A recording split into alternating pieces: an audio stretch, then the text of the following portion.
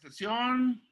Está el maestro Francisco Márquez, está Caín, Mara, Juan Salvador Alvidez, Mili Calderón, Agustina Valenzuela, Gesael Vargas, Ana Amador, Judith Ruiz, está Rita Cruz, está Raquel Cota, muy bien, Lupita Lizárraga, está María Félix, Carlos Morales, está nuestro anfitrión Carlos Aguilar, que es el de los controles técnicos, y yo. Muy bien. Fíjense que para mí siempre es emocionante hablar de José Emilio Pacheco. José Emilio Pacheco fue un escritor,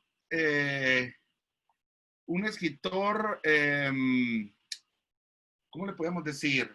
Como un escritor pulpo, como un escritor que tenía un talento en todas las áreas de la literatura, en todos los géneros. Era un escritor que lo mismo escribía una gran poesía, como también escribía cuentos de una gran calidad, novelas, ensayos, epigramas, aforismos, y hacía columnas culturales con una gran habilidad, con un gran conocimiento, con una gran sapiencia. Si tal vez tuviéramos que definir a un hombre sabio en nuestro tiempo, tal vez ese hombre sabio sea José Emilio Pacheco.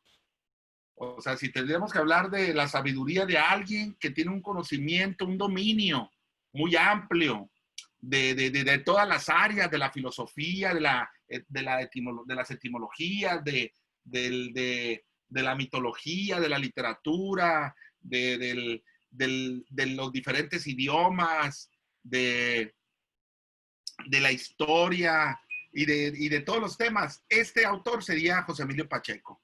O sea, era deslumbrante su inteligencia, que siempre estaba rayando en el genio. Era un maestro en el más sentido estricto de la palabra, pero un maestro generoso, un maestro que siempre escuchaba a sus lectores. Aparte era un tipo afable, era un tipo con muy buen don de gentes, era una persona cálida, con un gran gusto por la conversación, tenía una generosidad enorme con los jóvenes y con la gente. En realidad, nunca fue un tipo vanidoso, no le gustaba digamos, la vanidad en la que se suelen montar muchos escritores y rechazaba categóricamente la pedantería.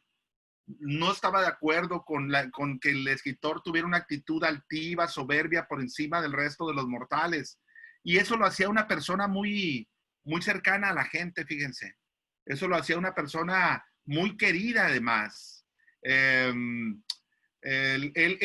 Por ejemplo, entre los jóvenes era muy querido por una novela que él escribió, yo creo que algunos de ustedes la conocen, que se llama Las batallas en el desierto, que es una novela juvenil, una novela sobre un chico adolescente que se enamora de la mamá de su mejor amigo y que habla un poco, quizá por eso les gusta tanto a los adolescentes de secundaria, a los jóvenes de prepa, porque habla un poco del primer amor y del primer encuentro sexual, digo, así, con todas las limitaciones de la época, 1960, más o menos, 55, en el México de ese tiempo. Y bueno, fue un hombre que escribió una obra a través de la cual nosotros podemos reconocernos en sus poemas. Nos hemos leído a través de la obra de José Emilio Pacheco, de su obra prodigiosa. Y en ese sentido, siempre es un placer volver a la obra de José Emilio Pacheco en cualquiera de sus formas. En este caso vamos a hablar de su poesía. Vamos a hablar de su poesía. Él decía que la poesía era una enfermedad de la conciencia. La poesía es producto de un estado alterado del hombre. La poesía es como un material subterráneo que se reparte clandestinamente a través digamos, de medios subterráneos y que sigue siendo desgraciadamente una práctica parece una práctica de una secta de iniciados, de elegidos por su propia voluntad, que deciden acercarse a la poesía para brevar de ella y para obtener la riqueza y la el término para que se conoce su país es el micrófono, por favor. A ver. Cierren el micrófono, por favor. Julio César. Gracias. Bueno, fíjense que quiero empezar con una pregunta que le hacen a José Emilio Pacheco. En una ocasión le preguntan que si quién es el poeta en nuestra era. Le dicen, a ver, maestro, para usted, ¿quién es el poeta? Y él dice lo siguiente, lo dice de una manera un tanto irónica y dolorosa, pero lo dice, ¿no? Dice, ¿quién es el poeta en nuestra era?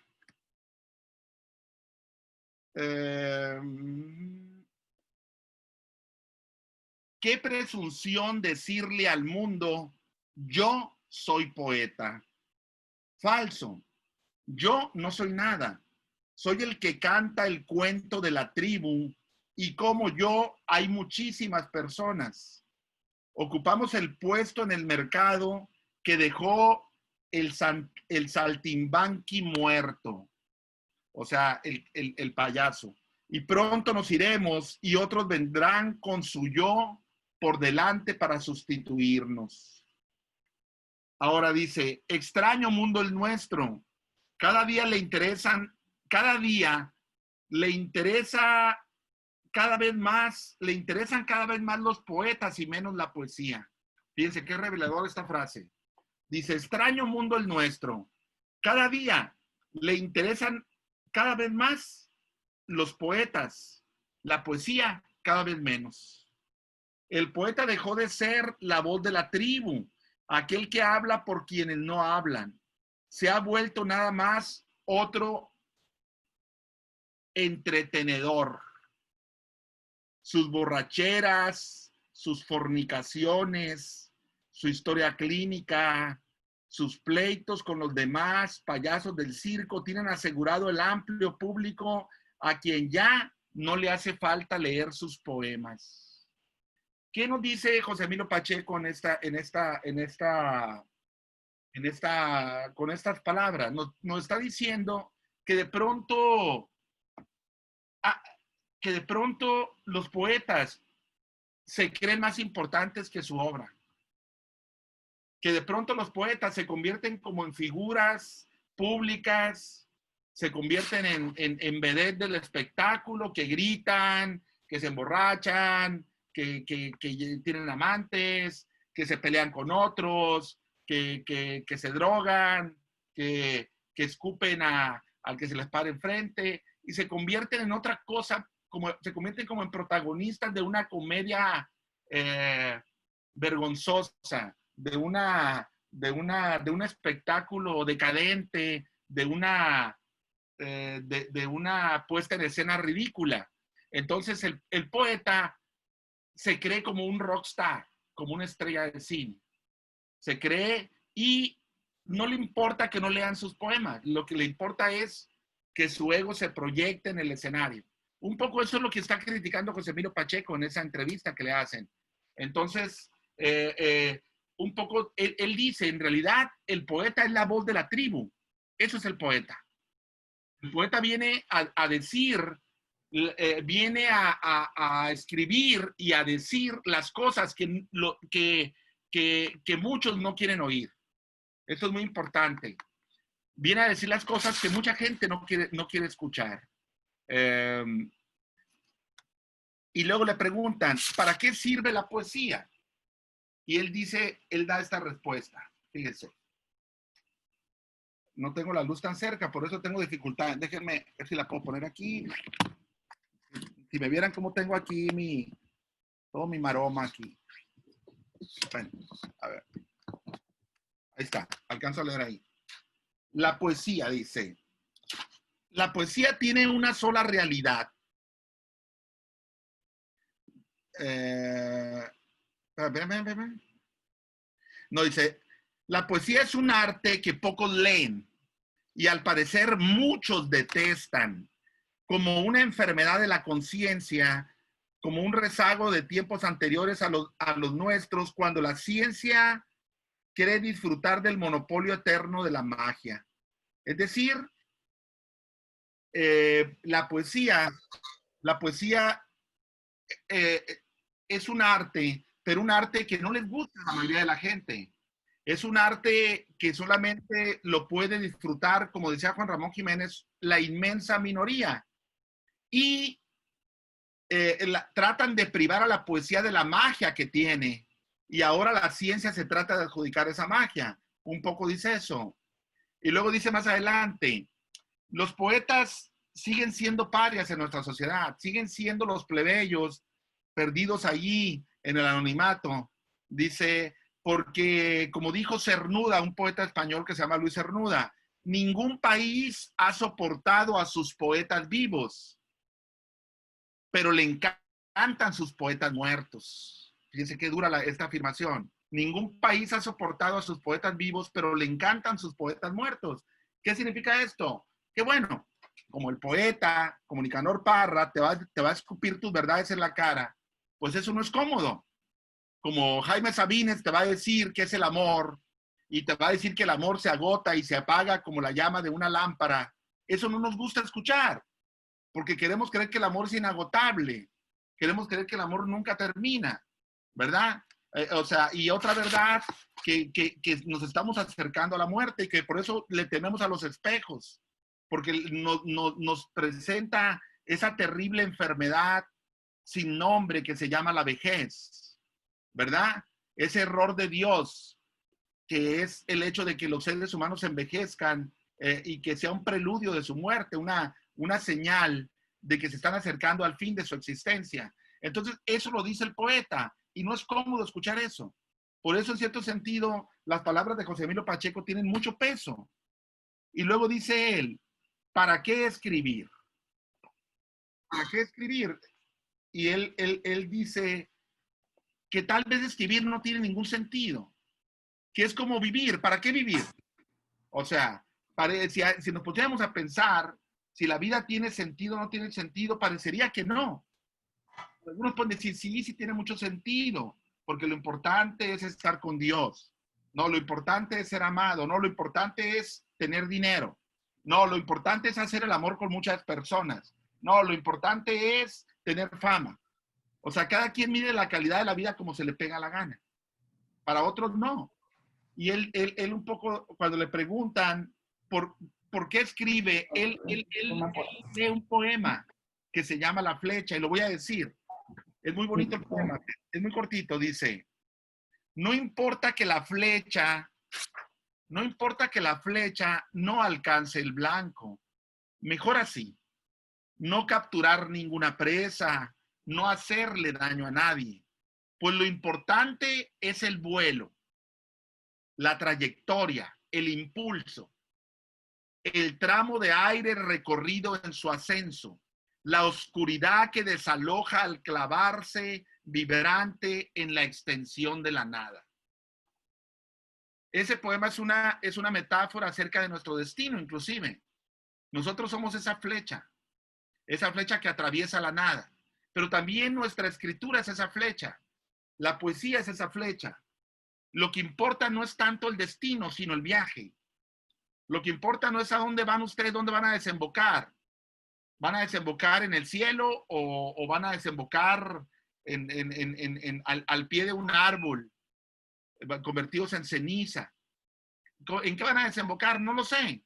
Cada quien tiene sus certidumbres, sus esperanzas, sus creencias. Pero lo que sí sabemos es que el viaje, a partir del momento del que nacieron hasta la muerte, ha sido un viaje placentero, ha sido un viaje lleno de emociones, ha sido un viaje también triste, ha sido un viaje donde hemos experimentado todas las cosas que van a experimentar los seres humanos. Entonces es un poco lo que dice en ese poema, en el poema de la flecha, y cuando le preguntan que si por qué piensa acerca de que si se lee poesía en nuestro tiempo no, él dice que desgraciadamente vivimos bajo la dictadura de las novedades. La gente prefiere irse a Sanborn y comprar los últimos libros, los últimos títulos que han salido para leerlos. ¿Por qué? Porque siempre la novedad es lo que está de moda, es lo que está en boga. Y por estar persiguiendo las novedades literarias, se abandonan libros que son realmente buenos y de gran calidad. Yo tengo nada más una observación. Afortunadamente la obra de José Emilio Pacheco se sigue reimprimiendo, fíjense. Se reimprime. La editorial que tiene casi todos sus derechos es ERA. La editorial ERA, que es también la editorial de Juan Rulfo, de Elena Poniatowska, de Octavio Paz, de muchos de los libros de Octavio Paz, etcétera. Entonces, eso es algo bueno de que la obra de José Emilio Pacheco, digamos, es fácil de conseguir, no es tan difícil. Yo tengo algunos libros de él aquí. Tengo cuando menos unos 8 o 10 libros de él. Tengo muchos, tengo El silencio de la luna, Fin de siglo, Los trabajos del mar, No me preguntes cómo pasa el tiempo. Vean, difícilmente otro libro tenga un nombre más bonito que este. Miro la tierra. Desde entonces, me cayeron aquí unos que... Pero tengo muchos. Desde entonces, Irás y no volverás. Y tengo un volumen donde vienen sus obras, muchos de sus poemas casi completo, que se llama Tarde o Temprano. Esa se le editó el Fondo de Cultura Económica. Bueno, muy bien. Entonces, y tengo uno que se llama Aproximaciones, que es este que está aquí. Bueno, muy bien. Entonces, José Emilio Pacheco es un autor total, o sea, es un autor que domina todos los géneros, es un poeta muy querido. Y bueno, ¿y cuáles serían, por ejemplo, las características de su obra? Por ejemplo, ¿cuáles serían? Voy a señalar unas 5 características y las voy a hablar muy rápido para no ponerme muy teórico, ¿no? Muy acá. Déjeme tomar un poquito de té.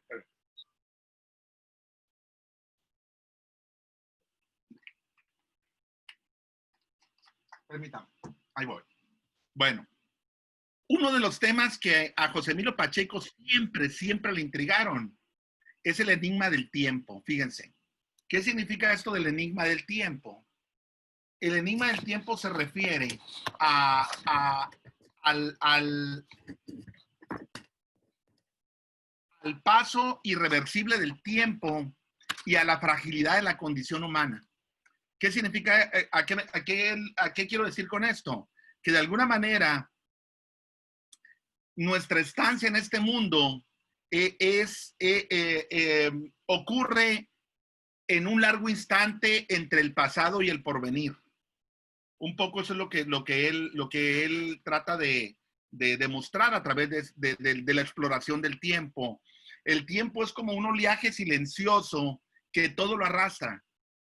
Y nosotros somos víctimas del tiempo. Nosotros no podemos estar ajenos al tiempo. El tiempo finalmente nos lleva en esta travesía desde que fuimos expulsados del útero materno hasta que vamos a ser devorados por la tierra o por las llamas o por los opilotes si nos tiran por ahí aquí en una fosa abierta de las que hay tanto en Sinaloa y por todo México. Bueno, entonces, ¿qué es lo que ocurre? Que de alguna manera el hombre no puede mantenerse aislado del tiempo, que cualquier obra que haga finalmente va a sucumbir, va a ser derrotada por el tiempo. No hay obra humana que no sea finalmente absorbida por el tiempo. Y nuestra misma existencia, como ya lo vimos en Borges, como lo vimos en Paz, como lo vimos en Nicanor Parra, en los 4 poetas anteriores, se caracteriza por algo que tal vez no nos gusta admitir, pero que se llama fragilidad. Y el mismo José Emilio Pacheco lo dice en algún poema. Vivimos como si fuéramos invulnerables.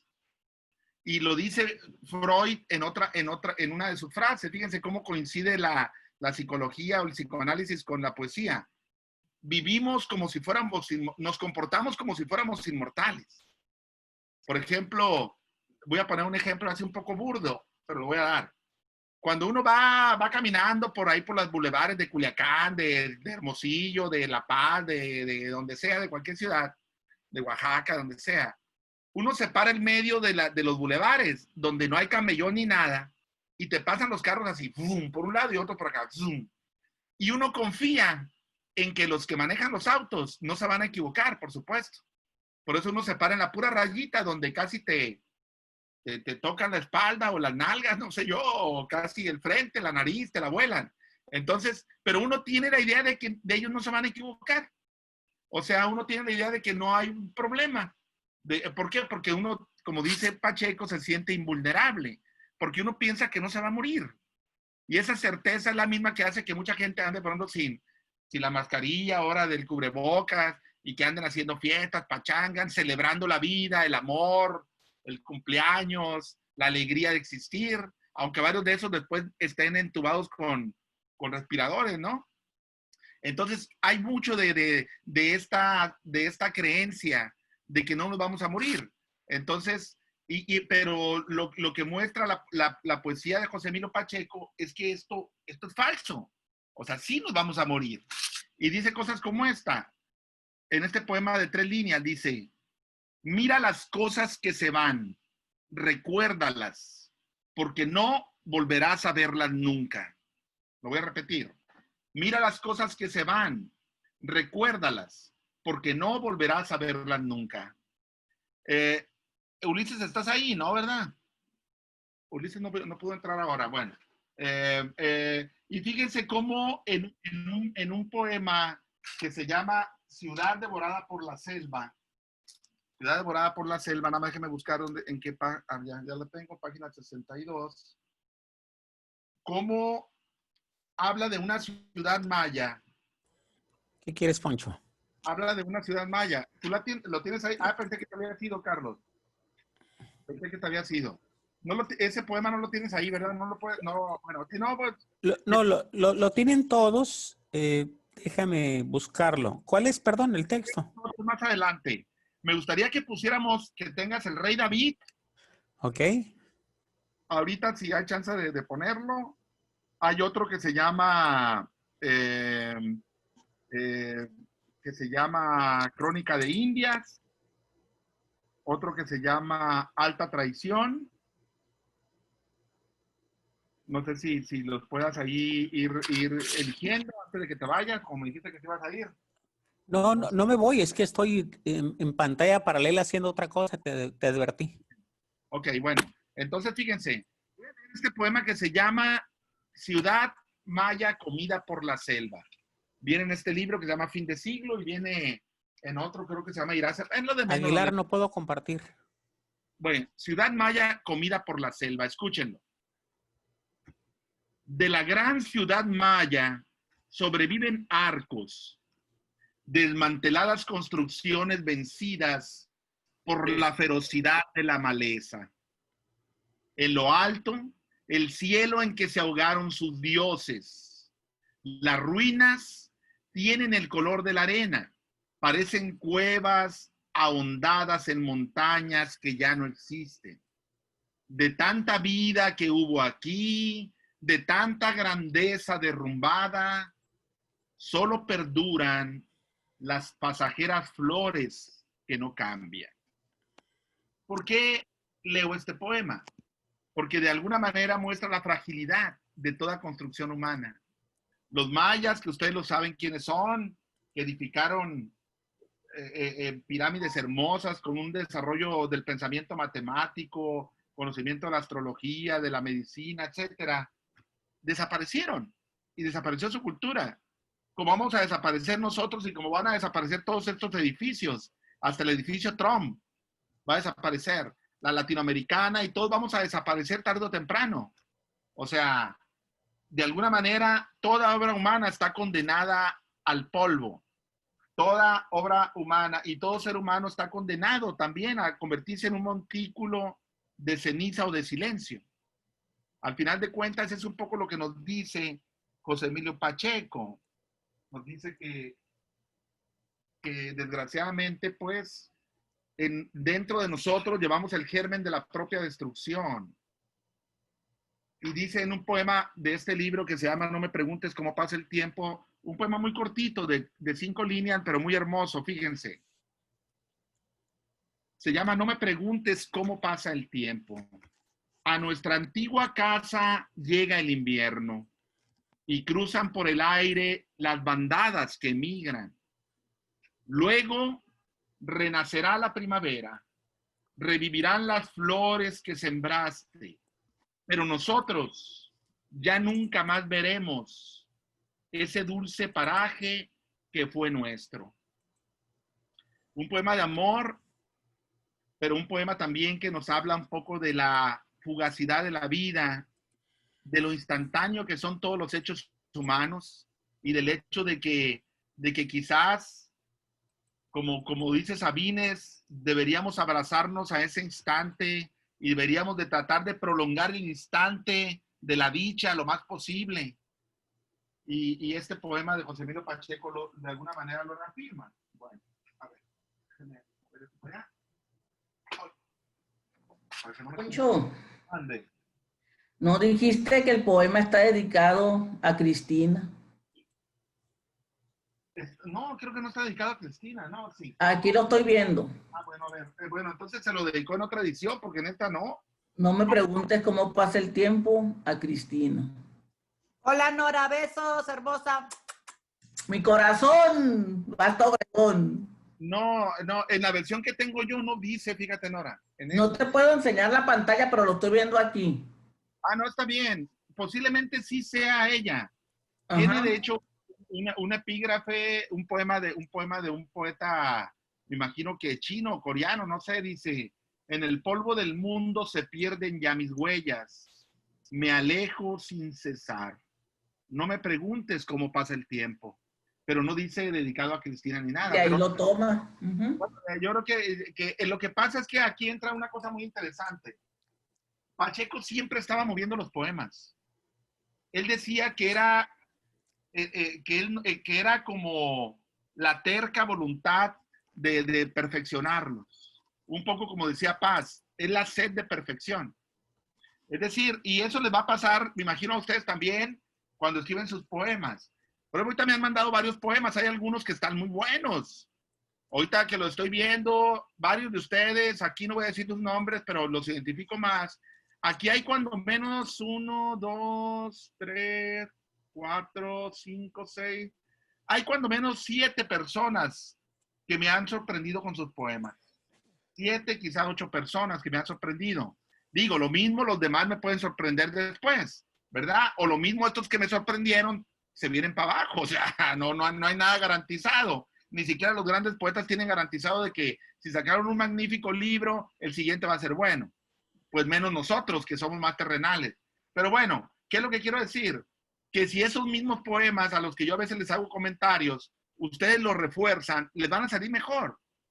Y van a estar siempre regresando a esos poemas para tratar de mejorarlos. Es un poco lo que hacía José Emilio Pacheco. Él decía que era de alguna manera la avasalladora perfección que lo embargaba. Que él quería siempre que el poema quedara mejor, ¿no? Dice, de hecho lo dice literalmente, dice en una entrevista: uno tiene el deber permanente de mitigar su imperfección y seguir corrigiéndose hasta la muerte. Palabras textuales de José Emilio Pacheco, ¿verdad?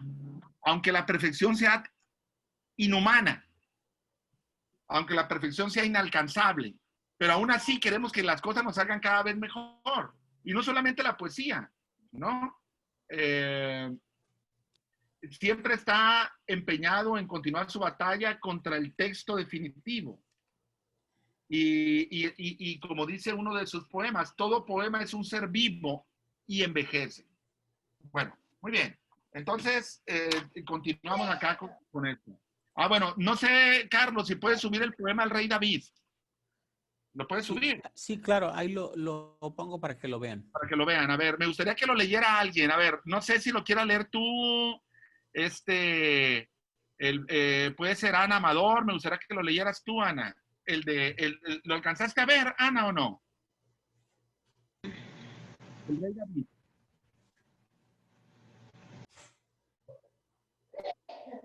No lo leí, pero lo leo. No, bueno, entonces léelo en silencio primero, te voy a dar chance, en lo que yo hablo poquito, te doy chance de que tú lo vayas leyendo en silencio. El rey David. Sí, pero espérame, primero léelo en silencio, es que no quiero que te coma el poema. No quiero que te coma, en el sentido de que no lo conoces. Primero tú léelo en silencio, a ver. Léelo en silencio, te voy a dar un minuto para que lo leas en silencio y ahorita le vas a dar voz. Empieza el minuto. A ver. Hay un poema que se llama Conversación Romana. Es un poema que viene en la antología que hace de tarde o temprano, donde él anda paseando por la ciudad de Roma. Y de pronto la persona con la que está platicando le dice que ese era el Imperio Romano, ¿verdad? Le dice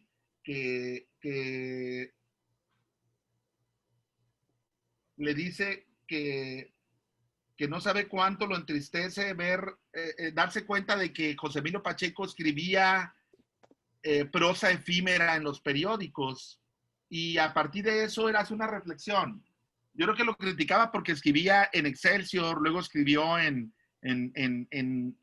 Proceso su columna Inventario. Entonces, y él a partir de eso le contesta un poco que a todos nos espera el polvo y que a todos nos espera el olvido. Entonces va hablando del Imperio Romano y cómo se derrumbó, así de fácil.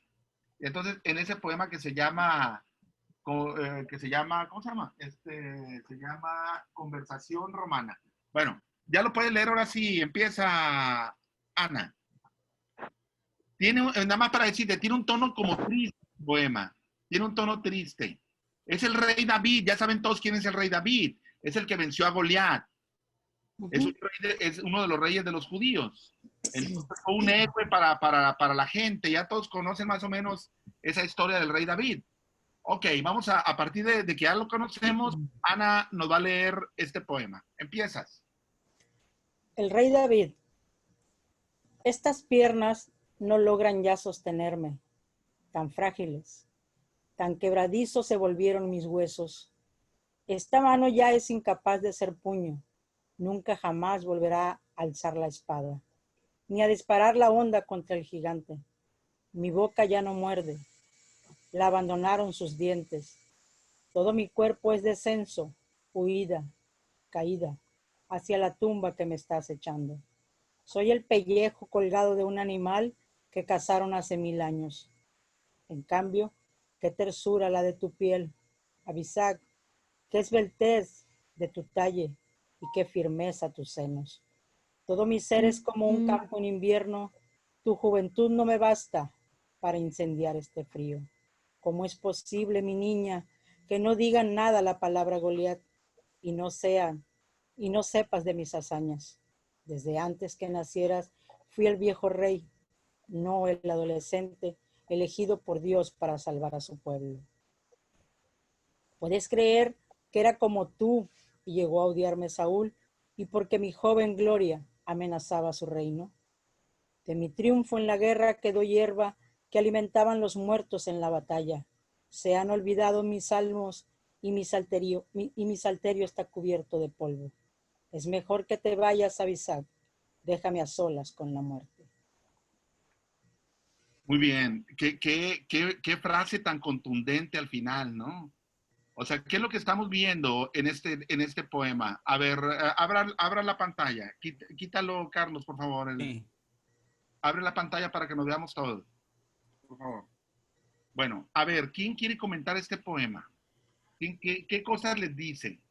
Aquí está el poema, miren, aquí está en este libro que se llama El silencio de la luna. Es uno de los libros que pueden comprar de José Emilio Pacheco. ¿A quién le gustó? Es como una declaración última en la hora de la muerte que hace el rey David cuando le llevan a una jovencita para que cohabite con él, para que se acueste con él y le dé calor y le dé su cuerpo y le dé un poco de gozo. ¿A quién le gusta? A ver, ¿quién me puede comentar algo? A ver, Magda primero, luego María Félix. A ver, Magda, te escuchamos. ¿Qué onda? ¿Qué te pareció? Hoy me gustó mucho y bueno, sí, el rey David hace alusión a las glorias de la juventud, pero tiempo para, ¿verdad? Y sí, me pareció muy bien, mucho. Muy bien, Magda. Qué bueno. ¿Y a ti, María, qué te pareció este poema? Pues me gusta mucho porque de cierta forma hay como dos sentimientos, porque hay una nostalgia de la juventud y de lo que él representó de esa gloria, ¿no? Por haber sido rey, por haber ganado una batalla, pero también reconoce sus miserias de la decadencia, obviamente, que tiene el cuerpo y que va teniendo por el paso del tiempo, pues todos los seres humanos, ¿no? Vamos decayendo de cierta forma. Entonces creo que habla de la nostalgia, de la gloria, de la juventud, pero también de ese tránsito inevitable que es la vejez. Sí, muy bien, es cierto. ¿Quién más quería comentar? Levantó la mano. Raquel. A ver, te escuchamos, Raquel. Me parece, yo no había leído casi poemas de José Emilio Pacheco, solo Las batallas en el desierto y algún otro, y más tipo narrativa. Me parecen, y ya que leí todos, pues sí, la verdad que impacta, y aquí en de El Rey David, es como el ocaso y el amanecer, ¿no? Entonces él ya está en el ocaso y Axabí es joven. Y no pude evitar un dejo como de entre tristeza y burla, porque al leerle, no burla en sí de la poesía, sino me acordé de solamente también de que hay que sí de las mañanitas que cantaba el rey David. No quiero hacer chiste, no es eso, pero me evocó, y en ese sentido la poesía evoca muchas cosas a sus lectores, a eso quería llegar. No, porque la parte lo leí con tristeza y cómo de tener ese poderío y verse inerme y vulnerable ante una joven, el que tuvo tanto poder. Entonces, en ese ocaso que él le dice que se vaya, pues me evocó toda esa tristeza y me recordó no sé, la parte esa de la canción, ¿no? Pero sí, la verdad que toda su poesía que nos mandó y una poca que encontré en el Google se me hace muy interesante. Y triste comparativa pues no sé qué más decir, pero la verdad es un autor muy prolífero también. Ya si te hizo sentir un poco triste, ya valió la pena el poema. Sí. Ya, luego fíjense, tiene aparte una gran belleza en la manufactura, desde que dice, esta mano ya es incapaz de ser puño, nunca jamás volverá a alzar la espada, ni a disparar la honda contra el gigante. Mi boca ya no muerde, la abandonaron los dientes. Cuando dice acá, cuando le está hablando de Abistag y le dice, tu juventud no me basta para incendiar este frío. Qué manera tan hermosa de decir, ¿no? De decirlo. Yo cuando les estoy comentando a ustedes que traten de traducir en imágenes las ideas, las emociones, de eso estoy hablando. O sea, traten de dibujar las palabras para decirlo de una manera nueva, lo más nuevo que sea posible. Algunas tienen más facilidad que otros, yo lo sé. Yo sé que algunos lo tienen más, pero en la medida en que lean más poesía, es más factible que puedan escribir así. O sea, esto es verdad también. En la medida en que tú lees más y más y más, te vas como acostumbrando a esta atmósfera y te inspira más la poesía y tú mismo inconscientemente empiezas a emplear imágenes, pero necesitas crear las condiciones favorables para eso. Luego cuando dice acá abajo, bueno, todo es que es un poema realmente desolador, que no solamente habla del rey David, habla de nosotros. Habla de todos los seres humanos, habla de mi padre, habla de mi madre, habla de toda la gente que se está acercando a la muerte. Algunos, pues los que están más ancianos, pues están más próximos a llegar. Entonces, es un poema que tiene cierto tono desolador. Hay un sabor de desolación que nos deja en la... Y tiene que ver con esta idea, pues, de que finalmente la vida es un parpadeo. Y lo dice en otro poema de 2 líneas que se llama Epitafio. Y fíjense lo que dice. La vida se me fue en un abrir los ojos. Morí antes de darme cuenta. Lo voy a repetir. La vida se me fue en un abrir los ojos. Morí antes de darme cuenta. Fíjense cómo en un poema tan pequeñito puede haber tantas cosas. Uno a veces echa una mirada a otra gente y dice, parece que no están conscientes de que están vivos. Parece que son como maderos que van a la deriva nada más. Parece que no son capaces de disfrutar las cosas simples. No sé, o sea, puede uno dar muchos ejemplos. Cada quien podríamos dar nuestros propios ejemplos. No disfrutan ni el café, no disfrutan la conversación, no disfrutan la caída del sol, no disfrutan las olas del mar, no disfrutan un pescado zarandeado, no disfrutan el placer simplemente de existir y de caminar entre los árboles y sentir que el viento les acaricia la cara. O sea, no sé, o sea, por eso hoy veo este poema de Pacheco y digo, qué maravilla. Qué maravilla de Pacheco y qué maravilla de la poesía poder cifrar en 2 líneas todo el sentido, todo el significado que puede tener la vida para alguien. La vida se me fue en un abrir los ojos. Morí antes de darme cuenta. Es un poco como si uno pensara, la mayoría de la gente son como zombies vivientes. La mayoría de la gente parece que no va a acceder a muchos de los frutos exquisitos de la vida, entre ellos la poesía, la buena música, el cine, la buena comida, la conversación, la filosofía, no sé yo, o sea, el amor, el erotismo, no sé, tantas cosas que hay. Bueno, dejo en paz estos 2, ya hablé del enigma del tiempo, la flexibilidad de la vida, y ahora otra cosa que tiene José Emilio, porque estoy viendo ahí la hora, tiene varias características. Una más es, por ejemplo, que durante los primeros libros él era como un poeta mucho más intelectual, más abstracto, más jugaba con las palabras, con la rima, era un poeta un poco más críptico, más difícil de ser entendido, pero rápidamente abandonó ese estilo que aparece en 2 libros sobre todo. Sus primeros libros que se llaman Los elementos de la noche y El reposo del fuego, que escribió alrededor del 63 y el 66. Pero en el tercer libro, que es este de No me preguntes cómo pasa el tiempo, que les enseñé hace ratito, que es este, ya empieza su conversión y empieza a hablar de más, de seres tangibles, concretos, de los asuntos humanos.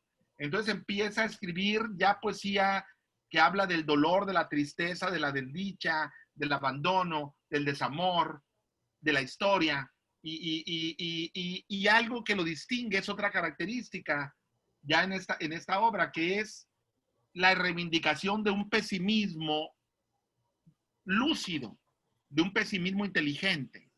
O sea, uno lee muchos poemas de José Emilio Pacheco y de pronto tú ves un gran desencanto con el futuro, un gran desencanto con el rumbo que ha cobrado el hombre, y con la tentación por las ideologías y por las utopías que han acabado destruyéndolo, y con esta idolatría de la política, que es muy interesante, esta especie de creencia muy generalizada de que la política es la que nos va a resolver la vida, cuando en el fondo sabemos que es algo secundario. Lo que nos resuelve la vida son muchas otras cosas más, no solamente la política. La política no predomina por encima de las demás.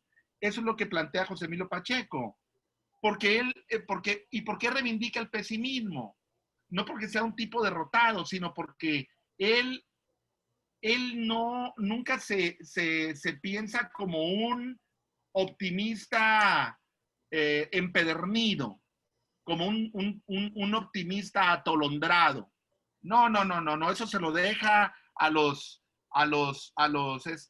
gurús de la superación personal, que esos sobran y pululan por todas partes, andan en las secundarias, andan en la política, andan hablando de que todos podemos ser felices, como si eso pudiera medirse, ¿verdad? De que los que dicen que tomando o leyendo lecciones, leyendo un libro donde te recomienda repetirte 3 veces frente al espejo cada mañana, soy feliz, soy feliz, soy feliz, vas a lograrlo, y que todos los sueños, por más inalcanzables que sean, los puedes alcanzar, y toda esa charlatanería que hay, pues contra todo eso se revela José Emilio Pacheco, contra todo eso, contra los felizólogos profesionales, digamos, contra los felizólogos profesionales, y sabe que de alguna manera el hombre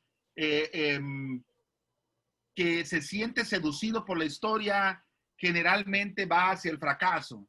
El hombre que la historia no ha cumplido con los sueños de la mayor parte de los hombres. La política no ha cumplido, no ha podido cumplir con muchos de esos sueños que la gente tenía. Sigue debiendo. Y es un poco lo que dice en su poesía, ¿no? Él está siempre cuestionando la realidad. Para él, el futuro, un poco como dice Paz, lo peor de todo es que hemos arruinado el futuro. El futuro está en ruinas. O sea, el problema es que no solamente estamos estropeando el presente, y si echamos un vistazo hacia el ayer, nos damos cuenta de que parecen ruinas griegas, ¿verdad? O sea, si le echas un vistazo al futuro, nada indica de que esto va a ser mejor. Ayer lo comentaba yo con cierto pesimismo también. O sea, ¿a poco creen que los hijos de ustedes o los nietos van a tener un futuro mucho más luminoso? ¿Qué nos habían prometido? Que en el 2020 todo iba a ser muy diferente. Vámonos 40 años atrás, vámonos a 1980, cuando vimos la película Blade Runner de Ridley Scott, cuando leímos la novela Sueñan los robots con ovejas eléctricas de Philip K. Dick, y hablaban de este futuro, y nos situamos en Los Ángeles en el 2018, 2020, pensábamos que iba a ser totalmente diferente, y no es.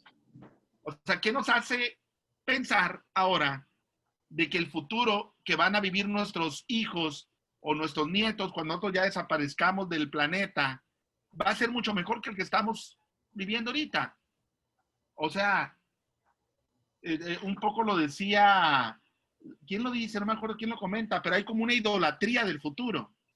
O sea, siempre se está pensando, no, mañana todo será distinto. No, en el futuro vas a ver que las cosas van a cambiar.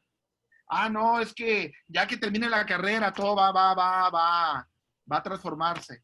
Ah, no, es que va a pasar. Y o sea, ¿cuántos años tenemos prometiendo, haciendo una promesa absolutamente inútil, una promesa idiota, donde parece que estamos como si el futuro por sí solo llegara y se instalara en nuestra vida, como si no supiéramos que el futuro lo tenemos que construir ahorita con nuestras manos.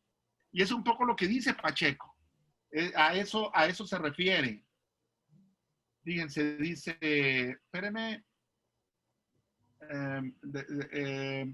no sé si tengas un poema que se llama, bueno, vamos a leer un poema que se llama Alta Traición. No sé, ¿estás ahí, Carlos? Crónica de Indias, Alta Traición. Sí. A ver, puedes leer puedes poner el de Crónica de Indias y luego el de Alta Traición, por favor. Bueno, lo que lo pone es muy cortito. Ya lo bueno, muy bien. Bueno, muy bien.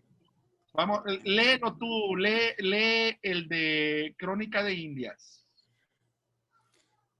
Déjame buscarlo, ¿no? Ajá. Si no está ahí. Alta Traición es el primero, Carlos. Sí, es el primero. Bueno, lee primero Alta Traición si quieres, el de arriba.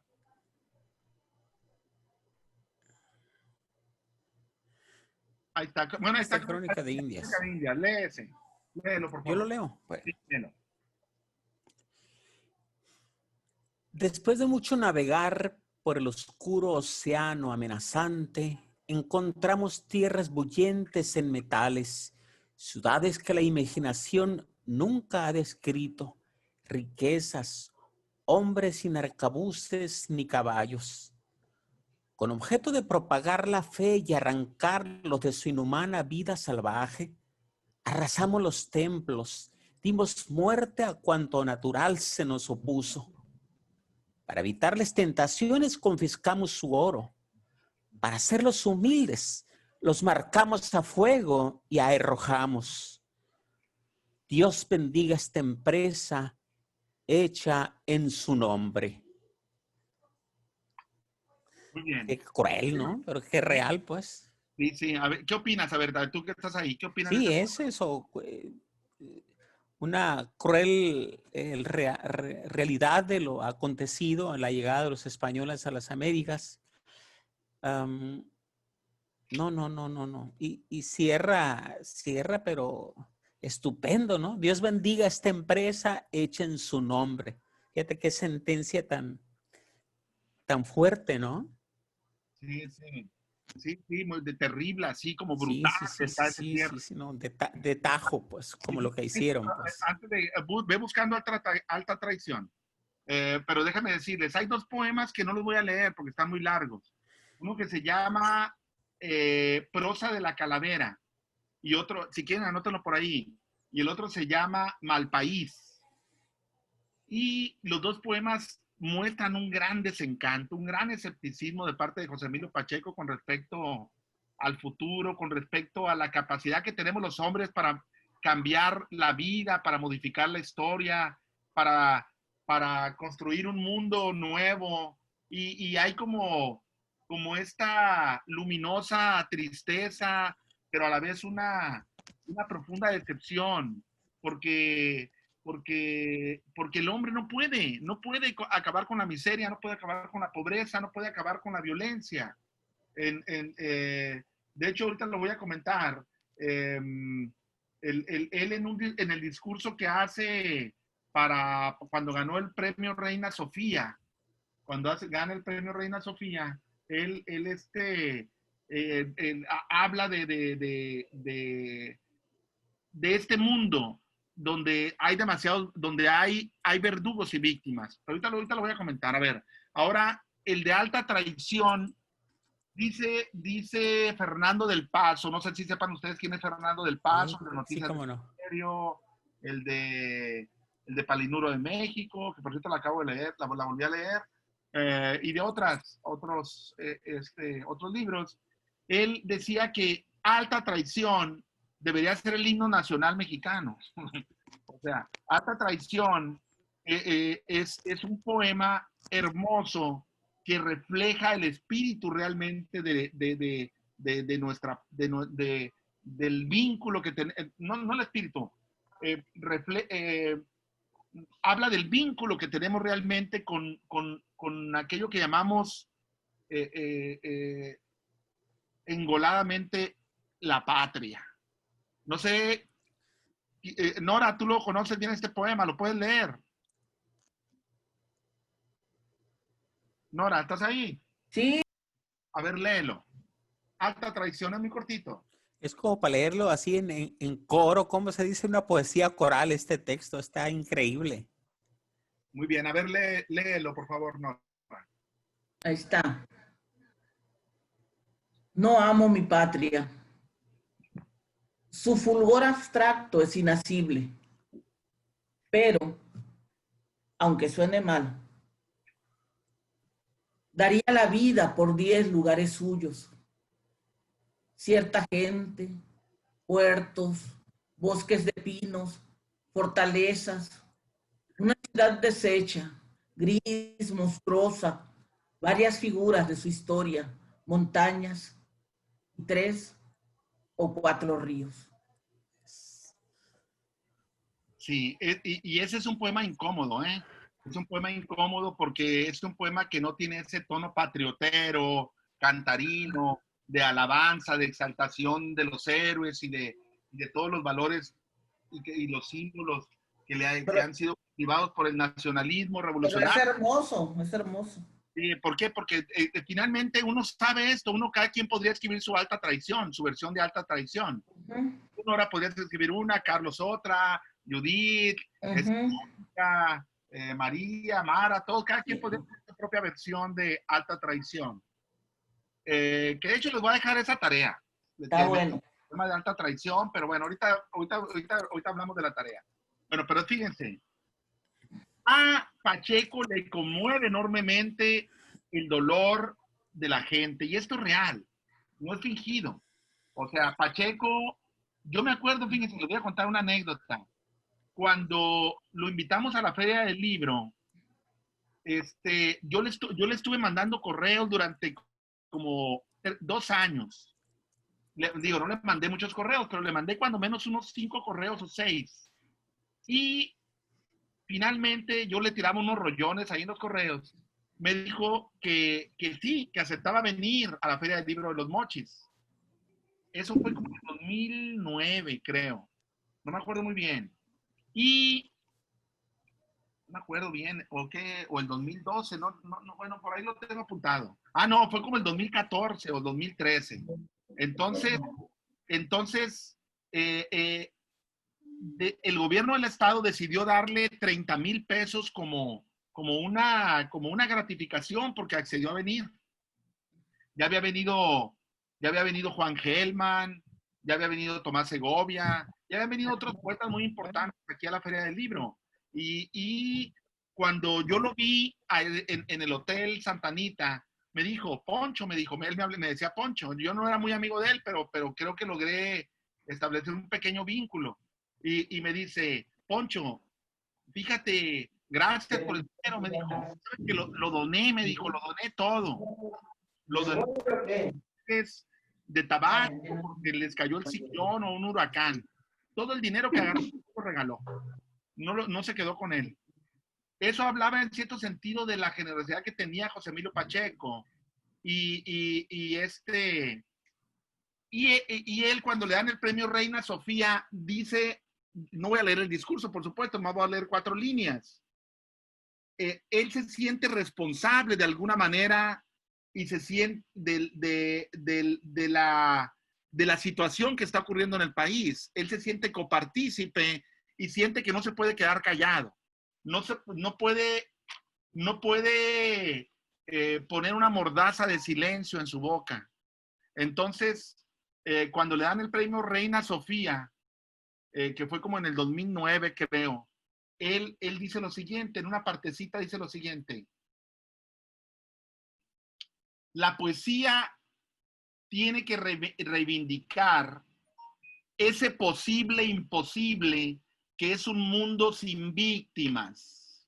Reivindicar y hacer algo contra la violencia de este mundo sumamente cruel en el que nos ha tocado vivir. Pero fíjense cómo lo dice. La poesía tiene que apostar por lo posible e imposible. Un mundo sin víctimas. Qué manera tan precisa de decirlo. Víctimas de todo tipo, ustedes lo saben, las mujeres, los niños, todo lo que es la violencia social, la violencia del narco, la violencia de todo tipo. Y él, pues es un autor que no está dispuesto de ninguna manera a ceder en ese sentido. Toda su vida siempre buscó tuvo esa aspiración por la justicia, pues.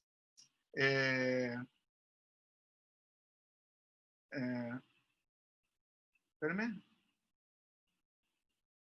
Bueno, muy bien. Ahora, les quiero leer yo lo que yo escribí cuando vino José Emilio Pacheco. Es cortito. ¿Está bien? Ahí les va. Yo lo presenté en la Feria del Libro de los Mochis. Y yo le escribí unas palabras que para mí, bueno, ustedes las van ahorita a reconocer. Ahí les va. Me intimida y apena asomarme a la obra de un autor tan notable y querido como el maestro José Emilio Pacheco, como aquel que se atreve a sostenerle la mirada a su propio padre. Su cercanía me emociona de tal manera que sospecho solo saldrán titubeos a través de mi voz. Difícilmente podría ser de otro modo.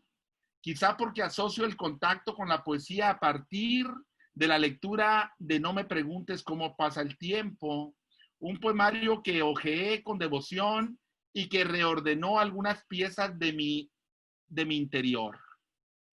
Pompeya, Alta Traición, Crónica de Indias, o digamos que Ámsterdam, 1943, se instalaron en mi imaginario poético a partir de ese sentido cósmico que provoca la presencia de un lenguaje superior.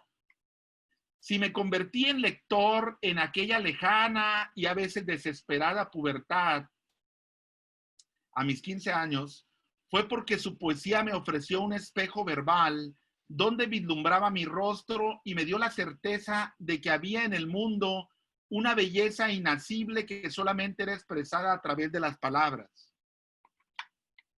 Leyendo sus poemas advertí que algunos misterios humanos podían ser atisbados o desentrañados, que ese sujeto extraño, el poeta, era capaz de despojarse de sus máscaras y de arrancarnos las nuestras. Y a veces, a los 15 años, la vida le ha infligido a uno algunas lecciones dolorosas.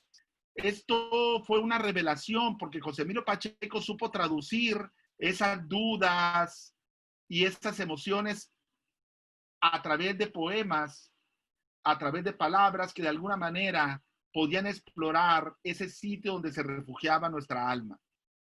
Cada uno de sus libros me fue llevando a otro. Ahí nombro varios libros, no lo voy a decir aquí. Y sin ningún orden cronológico los fui leyendo tal como los encontraba en las pocas librerías que se arruinaban ante la ausencia dramática de lectores.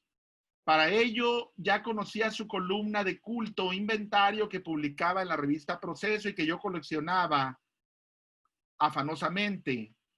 Una columna que era un faro iluminando la escena literaria y que nos acercó a muchos autores desconocidos para mí o para otros. Frank Kafka, Somerset Maugham, López Velarde, Juan Gelman, Machado de Asís, Albert Camus, Anton Chekhov, Hermann Broch y los haikuistas japoneses, Kavafis, o autores tan extraños como Jules Lafort o Joseph Brodsky.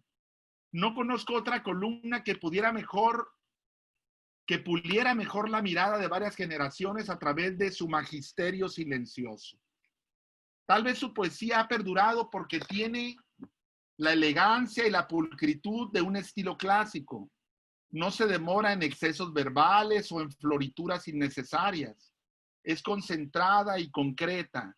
Posee la cualidad de la gran poesía, el vínculo íntimo entre la belleza y el sentido, el verso acuñado bajo una hermosa forma asociado a la hondura de la reflexión que provoca. Pero no quiero aburrirlo, maestro, con disertaciones técnicas que expresan con pobreza lo que sus poemas en voz alta son capaces de decirnos. Esta noche me siento muy halagado en mi torpe vanidad, pues comparto el honor de sentarme a su lado y saber que me escucha. Yo tantas horas, tantos años,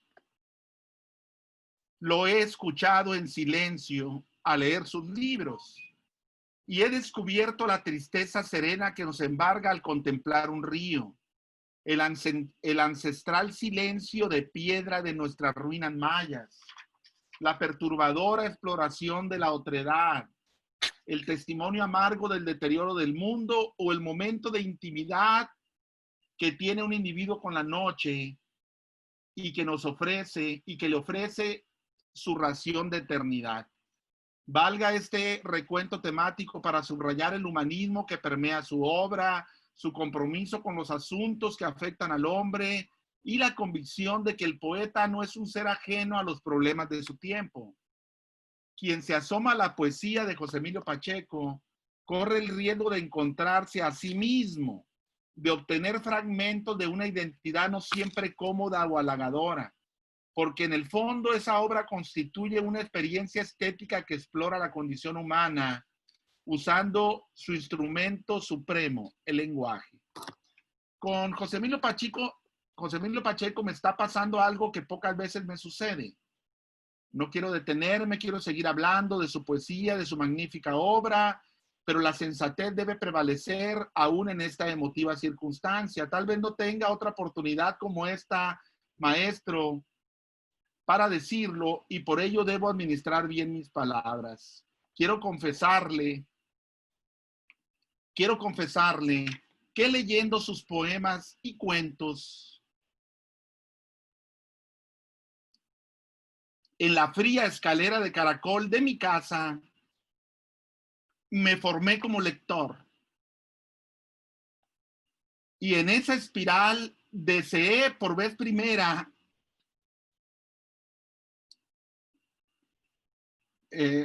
anhelé por vez primera ser escritor. Nunca tendré su grandeza, lo sé, y estoy tranquilo, pero si el oficio de escritor me pareció noble, notable y apasionante, fue gracias al contacto con su poesía. Usted, con esa pluma en llamas, rasgó la oscuridad y aquello que ha arropado que era arropado por las sombras, cobró de pronto vida. Usted ha ejercido el oficio de escritor con discreción, alejado del cóctel y del oropel, y en el largo trabajo diario y silencioso. Acompañado de su soledad, que es la mejor musa, nos ha entregado una obra que hará a las generaciones venideras, en una variante de la inmortalidad, decir sus poemas aún sin conocer su nombre.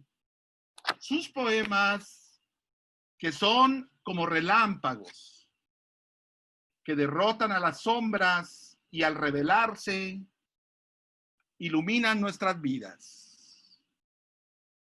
Mi nombre, Los Mochis, octubre, miren, 2007. Fue en el 2007 cuando lo escribí. Bueno, eso era lo que les quería leer. ¿Qué te contestó? Porque ante la magnitud claro. y contundencia de esa carta. Y me abrazó. Pero yo no pude leerlo. De hecho, aquí me estaba quebrando. Entonces, cuando yo lo estaba leyendo, lo alcancé a leer hasta cuando empecé a hablar de la escalera. Y ya no pude, cabrón. Sí, ahí. Me atoró y le dije, disculpe, no. Me emocioné mucho y ahí lo tenía a mi lado. Lo tenía a mi lado, entonces alguien me pasó agua, ahorita me estoy agarrando. Sí, de hecho, te quebraste en la escalera de caracol. Sí. Te vinieron imágenes de la infancia, de tu hermano, y de la familia y de todo, ¿no? Sí, pues, pero fíjense, él estaba a mi lado y me abrazó. ¿Qué estás comentando? Y luego la gente nos aplaudió. Y ya un amigo, otro poeta que estaba ahí, que es el Paco Alcaraz, terminó de leer el texto. Yo anduve con él todos esos días que estuvo aquí, platicamos mucho. ¿Qué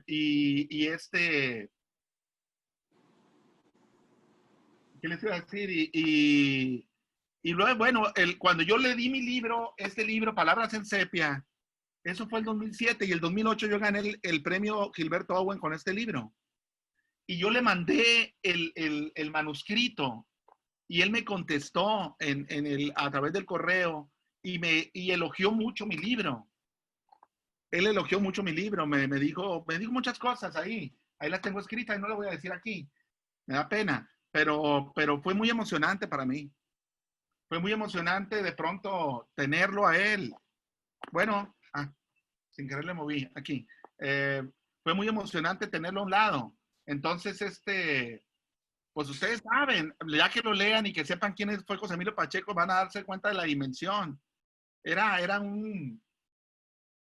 Si alguien dice, me acerqué a Borges, me acerqué a Octavio Paz, pues yo me acerqué a José Emilio Pacheco.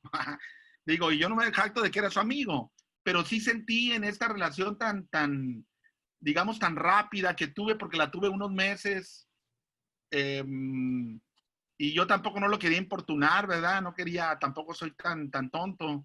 Y fue muy emocionante la relación que tuve con él. Entonces, lo que él dijo de mi libro, pues a mí me pareció extraordinario. Y pues que se haya emocionado con lo que yo escribí, pues también fue chido, ¿no? Entonces, pero es cierto, ¿no? Yo veía a José Emilio Pacheco como una figura paterna, pues. O sea, como una figura paterna. Ahorita que andaba como a la 1 caminando, camino todos los días como 1 hora y media, y estaba pensando, este rollo del taller, este rollo del taller, en cierto sentido, es como, ¿cómo le diría? Es como, como verbalizar una columna como la que él tenía de inventario.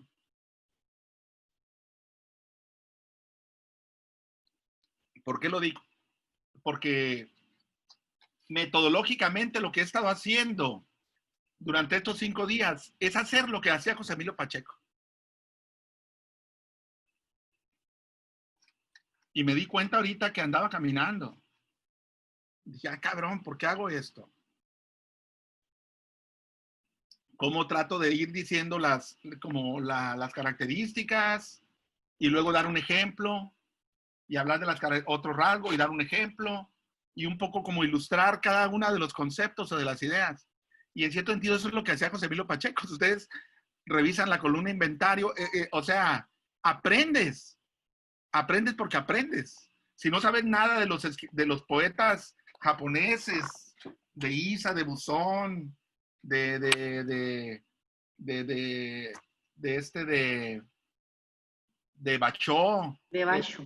de Bacho, o como se diga, tú lo lees y aprendes muchísimo de él.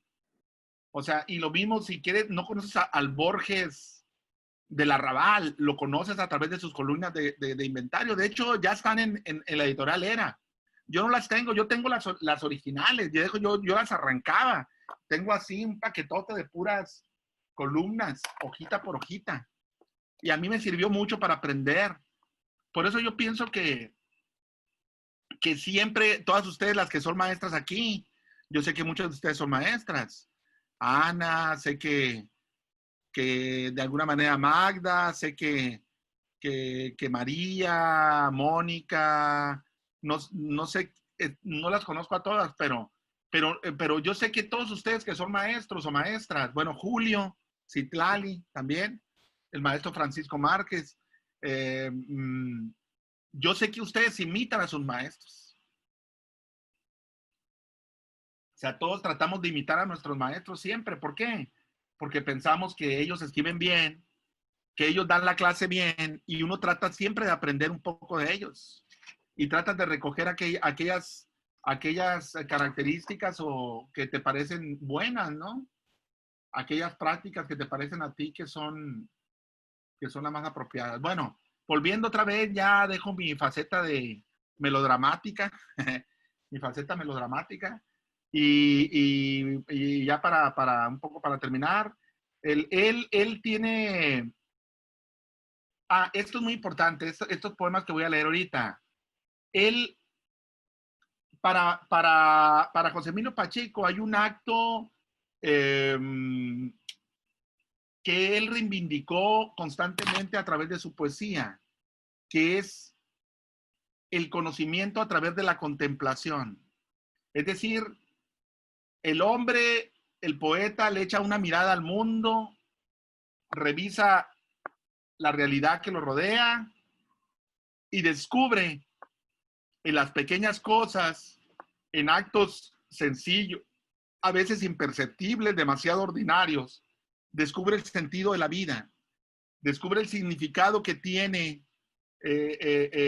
cada una de estas cosas, cada de la fuente que arroja agua por su boquilla, el pájaro que está en la reja cantando, la nube que está flotando en el cielo, la lluvia que insiste en entrar por la ventana. Entonces, él, digamos, usa la contemplación como una herramienta de conocimiento y de exploración del ser. Y hay muchos poemas muy pequeñitos que me gustaría a mí comentar y que hablan de esto, fíjense. Hay uno que dice lo siguiente, se llama Nubes. Estas nubes inmóviles se irán dentro de poco tiempo, cuando lo quiera el viento, y entonces se quedarán la tarde y el bosque ya sin testigos, frente a frente y mirándose. Lo voy a repetir el poema. Es muy cortito. Nubes. Estas nubes inmóviles se irán dentro de poco tiempo, cuando lo quiere el viento. Y entonces se quedarán la tarde y el bosque ya sin testigos, frente a frente y mirándose. Nosotros somos las nubes esas. Nosotros los seres humanos somos las nubes que vamos a desaparecer y la tarde y el bosque se quedarán frente a frente y mirándose sin nosotros. En otro poema que se llama Noche y Nieve, que es muy hermoso y está ahí, ahí lo subí, pero lo voy a leer aquí para no perder mucho tiempo. Dice lo siguiente: a partir de un paisaje, un paisaje nevado, hace este poema que nada más tiene 7 líneas y es muy hermoso. Escúchenlo. Me asomé a la ventana y en lugar de jardín hallé la noche enteramente constelada de nieve. La nieve, estoy leyendo mal, perdón, voy a volver a empezar. Noche y nieve. Me asomé a la ventana y en lugar de jardín hallé la noche enteramente constelada de nieve. La nieve hace tangible el silencio y es el desplome de la luz y se apaga. La nieve no quiere decir nada. Es solo una pregunta que deja caer millones de signos de interrogación sobre el mundo. ¿Qué es lo que sucede cuando estamos viendo el paisaje? Cuando estamos viendo caer la nieve. Cuando estamos viendo simplemente la lluvia. Cuando caen las gotas de lluvia. ¿A dónde nos remite? ¿Qué emociones se mueven dentro de nosotros? O sea, no es solamente el paisaje, no es solamente la lluvia, no es solamente la caída de las hojas en el otoño. Todo esto nos afecta también, afecta nuestras emociones, las mueve, las remueve. Y en un poema que se llama Valencia, que lo voy a leer aquí, son nada más 4 líneas y muy cortitas. Vean qué hermosura. Valencia, me imagino que es la ciudad de Valencia y que ahí ve José Emilio Pacheco, escribe esto. En la noche verbal, esa fuente habla un idioma que no comprendo, pero me basta su música. Lo voy a repetir. Valencia. En la noche verbal, esa fuente habla un idioma que no comprendo, pero me basta su música. Si se fijan bien, el poema tiene como este estilo de los poemas zen, de los poemas orientales, donde el hombre se regodea, el hombre se extasía a través de la contemplación de las cosas sencillas, a través de, por ejemplo, a través de la gota de agua que está colgando y que está a punto de caer, a través del vuelo de los patos, a través de la hoja perezosa que cae lentamente en el otoño. Entonces, la poesía de José Emilio Pacheco en ese sentido es como muy filosófica, muy dubitativa, muy contemplativa. Y es una poesía que es capaz de mirar más allá de la superficie de las cosas. Y hay un poema que le tengo muchas ganas de leerlo, porque también es una observación que hace acerca de los niños y los adultos. Y me encanta una vez se lo leí a mis hermanos, este poema. Se llama Niños y Adultos, está extraordinario, escúchenlo. A los 10 años creía que la tierra era de los adultos. Podían hacer el amor, fumar, beber a su antojo, ir a donde quisieran, sobre todo aplastarnos con su poder indomable. Ahora sé por larga experiencia el lugar común. En realidad no hay adultos, solo hay niños envejecidos. Quieren lo que no tienen, el juguete del otro. Sienten miedo de todo. Obedecen siempre a alguien. No disponen de su existencia. lloran por cualquier cosa, pero no son valientes como lo fueron a los 10 años. Lo hacen de noche y en silencio y a solas. Está duro, ¿no? Ese poema. Está extraordinario. Búsquenlo si quieren en el internet. Se llama Niños y Adultos. Espero, muchachas, que no tengan ustedes un niño envejecido por esposo, ¿verdad? Espero que no tengan un niño envejecido por esposo. O que ustedes no sean niñas envejecidas, ¿verdad? Espero, porque como dice Pacheco. Entonces, ¿qué es lo que uno descubre en la obra de Pacheco? Descubre... Oye, Poncho, en las lecturas enviadas está ese poema, ¿no? Mande. En las lecturas enviadas está ese poema. Todos lo tienen ya. Ah, lo tienen ya. Ah, bueno, muy bien. Y bueno, tiene muchas cosas más, José Emilio Pacheco, maravillosas. Muchos de sus poemas son poemas que son como epigramas. ¿Por qué? Porque son poemas muy cortitos, pero muy profundos. Voy a leer unos 4, ahí les van. No está bajo la tierra el áspero infierno. Lo encuentras a tu lado por todas partes. Va de nuevo. No está bajo la tierra el áspero infierno. Lo encuentras a tu lado por todas partes. Otro más. El futuro nunca lo vi. Se convirtió en ayer cuando trataba de alcanzarlo. El futuro nunca lo vi. Se convirtió en ayer cuando trataba de alcanzarlo. Otra más. Esta de Dante está muy buena. Espérenme, nada más déjenme ver. No, necesito encontrar aquí rápido la página 83. Ahí va. Dante. Estamos hablando de Dante, el de la Divina Comedia, ¿no?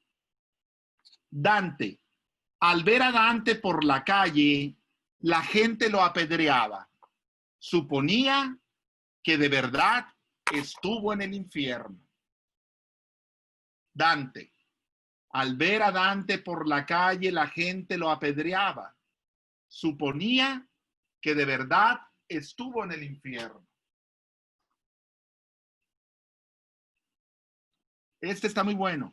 Antiguos compañeros se reúnen, así como ustedes cuando se reúnen con sus amigos de secundaria. O no de secundaria, de la prepa o de la universidad. Escuchen. Antiguos compañeros se reúnen. Es una sola línea. Ya somos todo aquello contra lo que luchamos a los 20 años. Es una bofetada. Ya somos todo aquello contra lo que luchamos a los 20 años.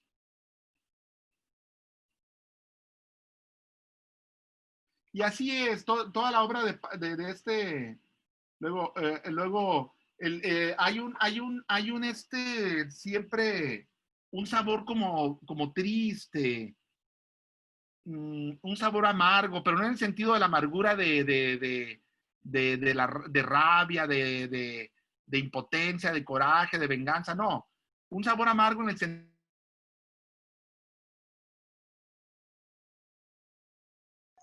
Se nos fue el Poncho. Sí, parece que se fue. es un acto de escapismo el poeta. Sí, de escapismo. Híjole. Nosotros queriendo apagar la tele y él huyó primero, ¿no? Sí, sería que le falló el internet. Ay, sí, lo más seguro. Huérfanos. No vi venir el hoyo negro, dice Rita Cruz. No vi yo tampoco. Ya le estoy hablando. A ver qué dice. Se lo trajo. Ay, una versión ahorita paralela probablemente. Bueno, sí. Ah, sí, se fue a la dimensión del terror y nos abandonó.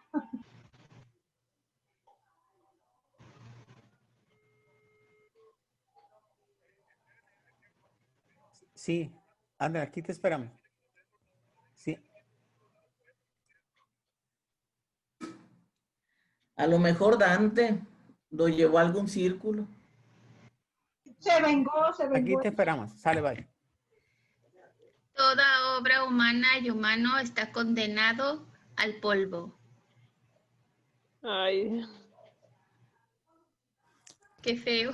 Ya ¿Dónde se va a estás, conectar, ¿eh? Poncho? Está intentando conectarse de Sí. nuevo.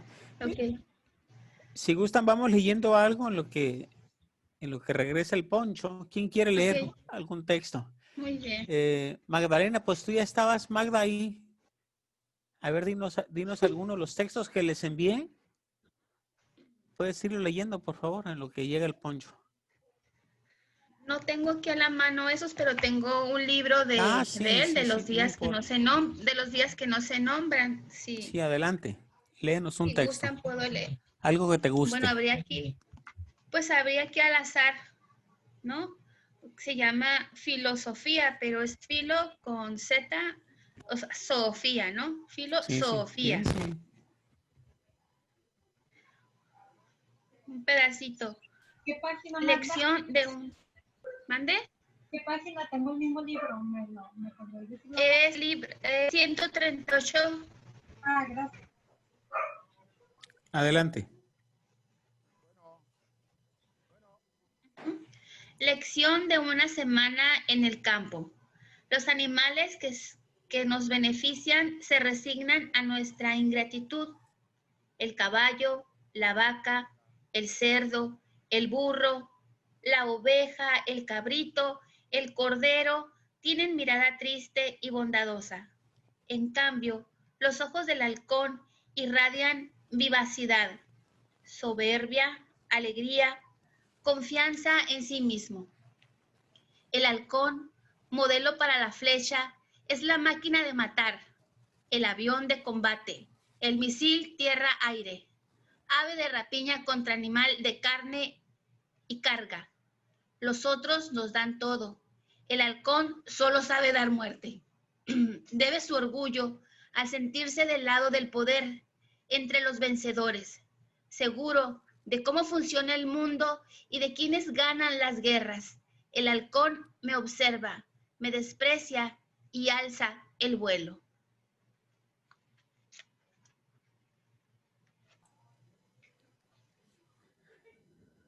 Yo quiero leer Pompeya, Carlos. Sí, adelante, Raquel, por favor, léenos algo. Viene en la página 2 del material que nos enviaron. Sí, así es. Bien. Pompeya. La tempestad de fuego nos sorprendió en el acto de la fornicación. No fuimos muertos por el río de lava. Nos ahogaron los gases. La ceniza se convirtió en sudario. Nuestros cuerpos continuaron unidos en la piedra. Petrificado espasmo interminable. Bueno, ¿me escuchan? Ahí Oigan. termina. Carlos, Poncho. ¿me oyen? Sí, sí te escuchamos. Van a ver ya, porque se me apagó la Mac de mi sobrino. Poncho, no te escuchamos bien. Bueno, ahí me escuchas bien. A ver, ahí. Bueno. Más o menos. A ver, ahí me escuchas bien. Bueno. No. Bueno. Mejor. A ver. Dime. El video también. No, el video no lo puedo abrir. El video no lo puedo abrir. No tengo cámara en esta computadora. Pero me escuchan, a ver. Sí, te escuchamos. Bueno, entonces sí. Vamos a terminar así. Si no me van a ver. Porque se me apagó la Mac y no sé prenderla. O sea, que me la prende mi sobrino. Y se fue. Entonces. Okay. No te dejó el cable de la batería, seguramente. Bueno, Poncho.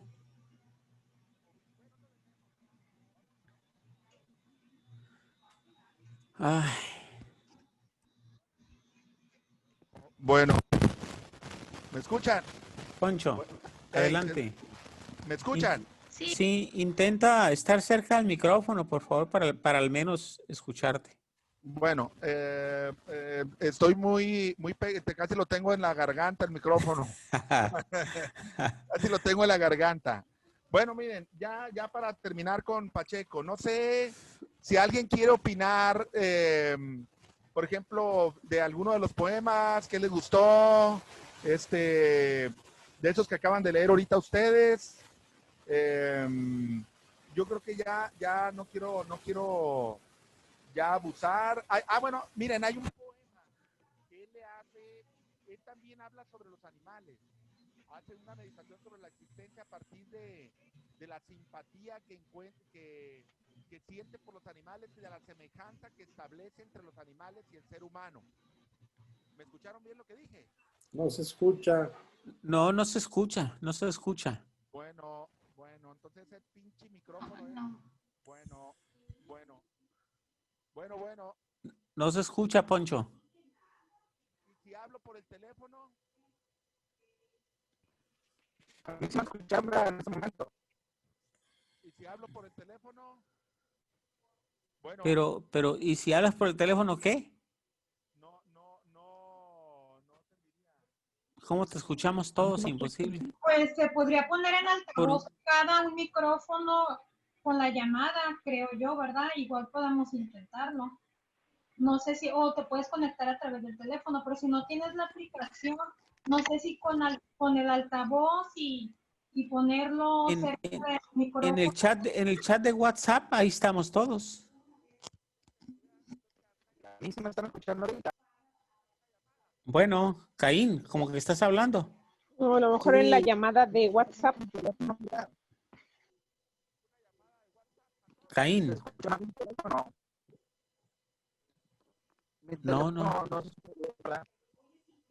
Caín, no te escuchas, Caín.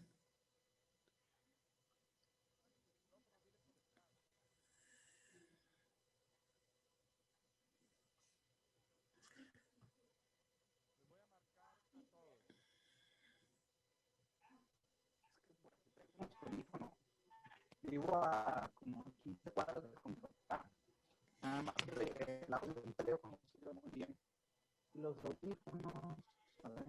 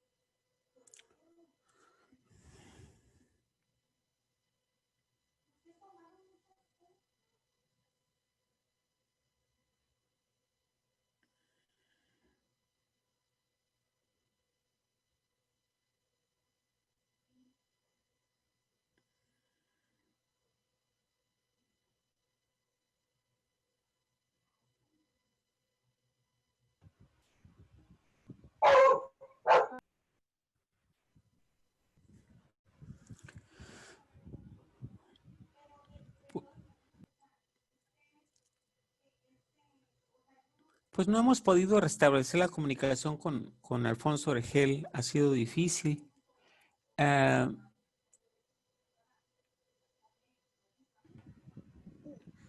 Yo de todos modos creo que no hay ningún problema porque en realidad yo estoy satisfecha con lo que ha dicho, ¿no? Y además a lo mejor quedan 15 minutos, yo creo también como para agradecer al profe lo que nos ha aportado. No creo Claro, que sí, quiero proponerles en ese sentido dar por concluida la sesión. A ver, me está llamando el celular. Dejen ver qué me dice. ¿Qué pasó, Poncho?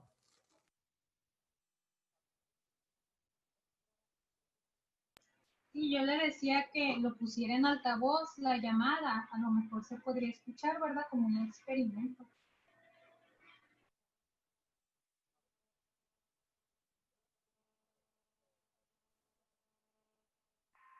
En altavoz la llamada ahorita de Carlos con el maestro Alfonso y Exactamente. a ver si él nos puede dar el cierre así, en altavoz. Ándale, exactamente así, es lo que proponía, que pusieran altavoz ahorita que Poncho le llamó, para ver si podíamos percibir, pues, la voz de Poncho, ¿verdad? O Habla, si Poncho. hubiera... ¿Me están escuchando?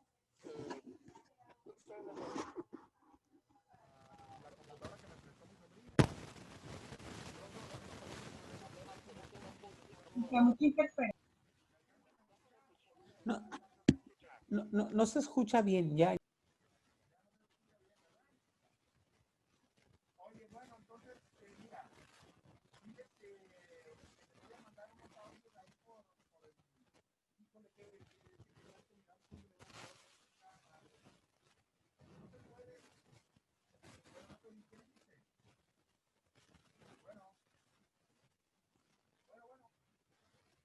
Carlos.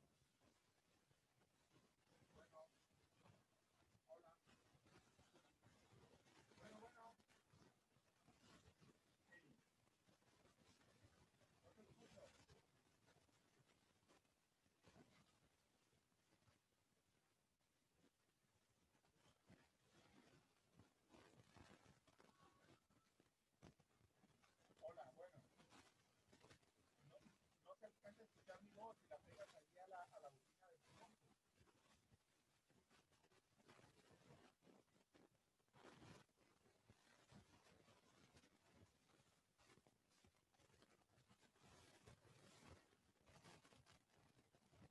Ah, bueno, de WhatsApp, porque me dicen a mí y yo acá el micrófono este,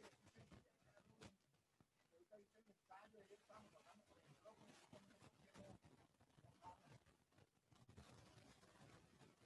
bueno, entonces dice que les voy a mandar unos mensajes para en WhatsApp a todos. Ahorita les voy a mandar y que me disculpen, pero se me conectó la pinche computadora y se apagó, pues no me di cuenta. Bueno, o de WhatsApp me dicen. Entonces que me disculpen, ahí puta madre, qué pena. Qué pena, ahí les digo por el WhatsApp, ahorita les voy a decir, les voy a hablar ahí, que me disculpen por el WhatsApp.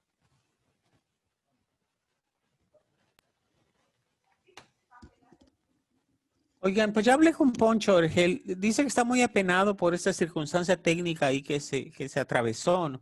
Dos cosas. Le proponía yo, pues, dar por concluida la sesión de hoy y además de que es posible que la próxima semana, si nos ponemos de acuerdo ahora mismo todos, pues hagamos una nueva reunión de cierre y chacoteamos otro día de la próxima semana.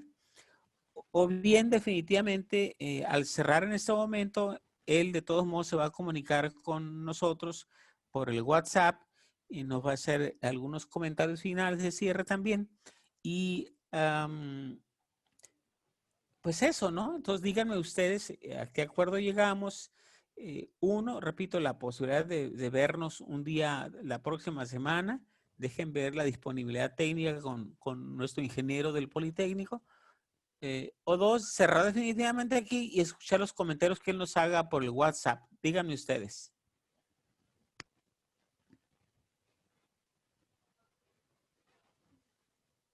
Pero también ahí hay la propuesta de unirse a una invitación que nos hicieron por el WhatsApp y se oye bastante bien. Mónica, no te escuché al principio. Que nos hicieron en el WhatsApp una invitación a unirnos en una llamada de Messenger y sí se oye bastante bien en el Messenger. Ok.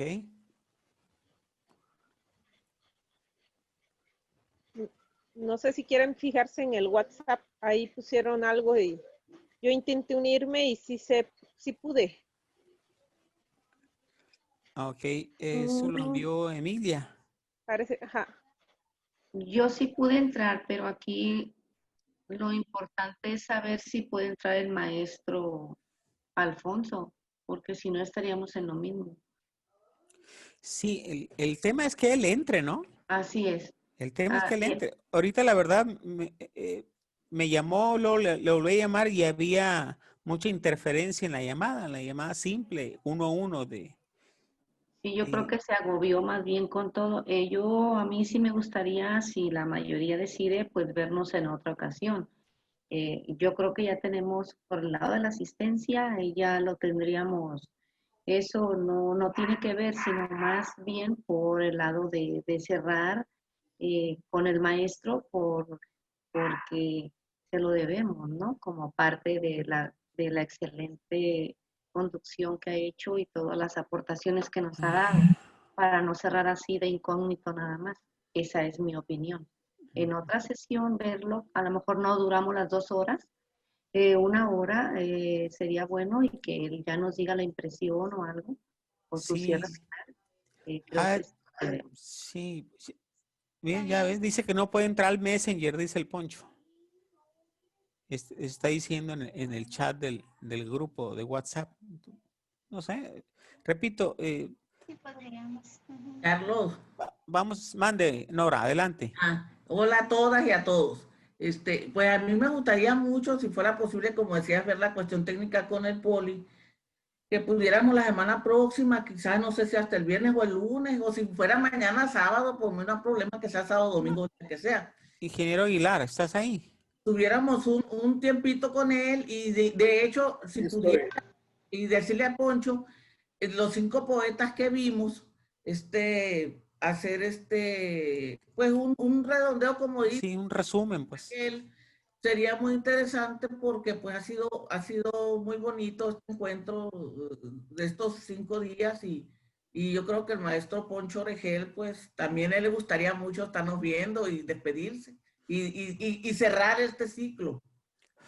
Un comentario. Incluso yo le añadiría que de vernos en una próxima reunión, pues que cada quien lea un texto de su ronco pecho, ¿no? Que sea como resultado de este taller. Entonces, cada quien que lo lea y lo platicamos, ¿no? Sin el ánimo de echarnos. Ya, con el WhatsApp. Sí. Nos ponemos de acuerdo. ¿Les parece? A ver, ingeniero Aguilar, estás ahí del Politécnico. Aquí estoy. ¿Hay posibilidades de vernos la próxima semana? ¿Algún día que tú nos comentes? Mira, estoy checando el calendario. Pues pudiera ser el lunes. También pudiera ser el jueves.